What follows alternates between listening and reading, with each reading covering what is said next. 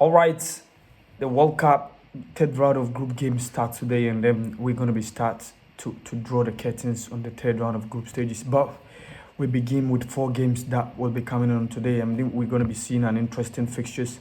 Brazil is entering, Morocco is entering, Scotland. I mean, the likes of Qatar, Canada, one of the co-hosts, and of course, we're going to be seeing the likes of Switzerland. Let's begin with Switzerland and Canada. These are two sides that won their second round of games after drawing. Canada drawing 1-1 against Bosnia-Herzegovina after conceding first. Kyle Larin came and scored, had that equalizer for the Canadians. And of course, they won their first ever game in the history of the World Cup when they disciplined the Qatari team. They dismantled the Qatari side by 6 goals to 0. Even though the Qatari side were shown 2 red cards, and that was the game when the midfielder of Canada, Ismail Kone, got injured and then his leg was broken. That took him out of the competitions for rest of the games that will be coming on board.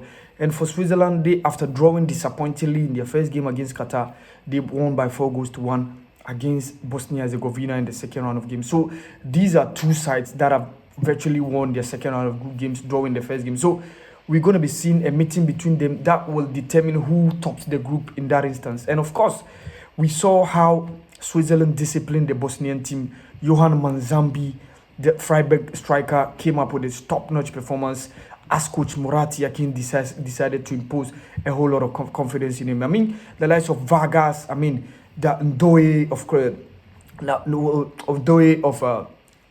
Nottingham Forest. And of course, you're going to be talking about Bril and Bolo, who leads the attack. Denis Zakaria was giving top-notch performances deep in midfield. And of course, that was what happened when former Manchester City defender Manuel Akanji was also giving top-notch performance for the Swiss team.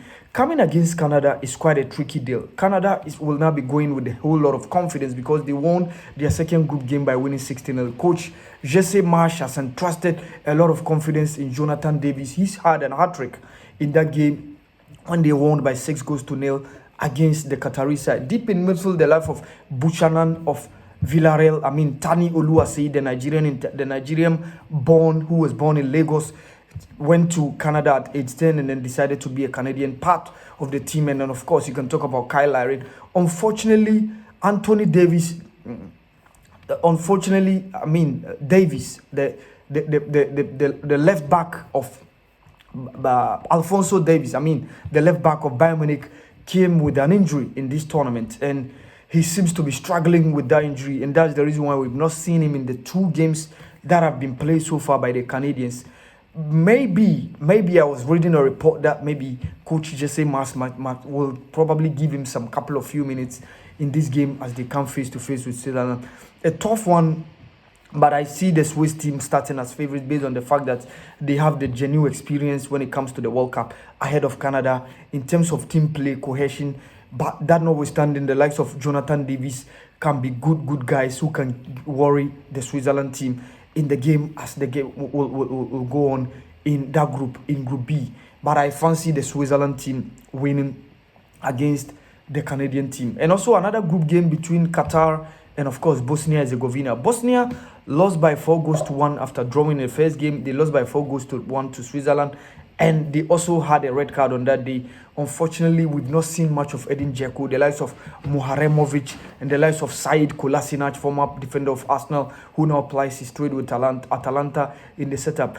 Qatar yet to win a game in the World Cup after hosting in the last time out, losing all the 3 games, drawing importantly in that game against Switzerland, but unfortunately they went down by 2 men in that game against the Canadian setup, and that was how unfortunately they lost by 6 goals to 0. Can they match up a very good strategy to beat the Bosnia-Herzegovina? Akram Afif, we've not seen much of him. The likes of Ed Milson, Said, Abdul Razik, and then Kuki Boalim at the back line. Not too much have been seen within the Qatari side. Coach Jolen Lopetegui can make history depending on how he's able to beat Bosnia-Herzegovina, and that can probably give the Qatari side a mathematical chance of going to the next stage of the competition. Even if they don't get the chance to be within the second spot, the third place spot, they could be one depending on how they're going to match up the result against the Bosnia-Herzegovina team.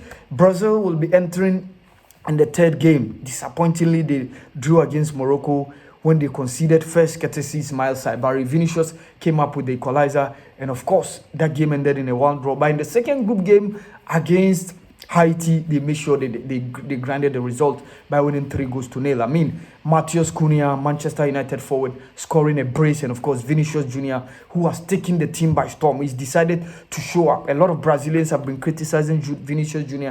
with how he shows up for Real Madrid, but when it comes to wearing the yellow or the blue jersey for Brazil, they don't see much of him. But within this World Cup, I think we've seen some couple of brilliant flashes from Vinicius Jr. Unfortunately, Rafinha had an injury in that game against Haiti, and of course, he's not probably going to be around. We are hearing Luis Enrique might be given the chance to man the right side of the attack for the Brazilians. But Coach Carlo Ancelotti is fancying giving Neymar dos Santos Jr. some couple of few minutes to warm himself, because the front line of Brazil hasn't been flourishing in this tournament. Igor Thiago was quite a disappointing player in that game against Morocco, but Matheus Cunha gave some flashes of brilliance. But we're hearing Neymar can be given the opportunity to serve as the first 9 going into the next stage of competition, especially during the knockout stages. They need that tenacity of Neymar dos Santos Jr. to show up, to ensure that he uses that top-notch quality to add up to what the likes of Vinicius, Bruno Guimaraes, Casemiro have been doing. Of course, the Brazilian backline have been quite okay, especially the centre backs, having Gabriel Magalhães, and of course Captain Marquinhos, who's been dealing with the balls that fell at the back line of the Brazilian team. It's a tough game for Scotland. Scotland have never gone beyond the group stages in the World Cup. Even the last time out, when they were in the group with Brazil, Morocco, and Norway, and that was in France 1998, the Scottish team couldn't go beyond the group stages. And a history becomes if Scotland is able to grind the result against Brazil and mathematically get a chance of going to the next stage. This current crop of Scottish players will make history. I mean, the likes of Shankland, the likes of Grant Hanley, Richie, Shea Adams. You can talk about Scott McTominay. Unfortunately, Billy Gilmore was not part of the setup. Kieran Tierney, Andy Robertson, formerly of Liverpool, who's now Tottenham Hotspur. So Coach Steve Clarke will be fancying chances and all. You can talk about John McGinn of Aston Villa, who's been part and parcel of the Scottish success story after they made it into the World Cup for the first time in 28 years. They won against Haiti, lost against Morocco. But this game against Brazil is the game that is going to be the match of their lives. History becomes, and if they are able to even secure at least a draw, what it means is the Scottish team can get the mathematical chance of securing their spot into the next stage of the competition. But it promises to be a different ball game, and a difficult one, especially as they come face to face with Brazil, because the Brazilians will fancy their chances of at least getting 7 points to top the group. That will make them avoid some couple of possible matches in the knockout stages, and that is where Carlo Ancelotti's sides will be quite dangerous for the Scottish. A difficult one for the Scottish sides. I'm seeing the likes of Bruno Guimaraes, Casemiro deep in midfield, and of course Vinicius, and then Henrique on the left. Probably Matheus Cunha will be starting in the forward line of the attack.